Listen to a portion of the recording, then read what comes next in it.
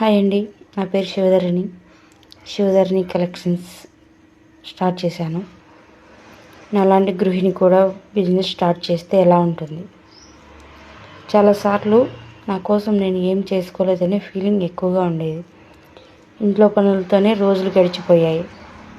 కానీ నా మనసులో మాత్రం ఒక చిన్న కళ అలానే నిలబడిపోయింది.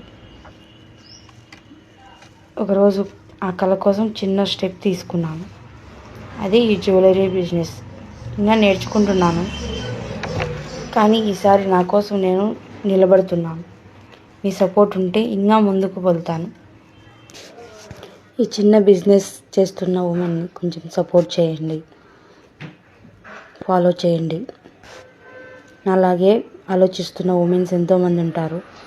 కామెంట్ చేయండి ఎంతమంది ఉన్నారో. థ్యాంక్ యూ అండి, థ్యాంక్ యూ సో మచ్. ఇంతసేపు విన్న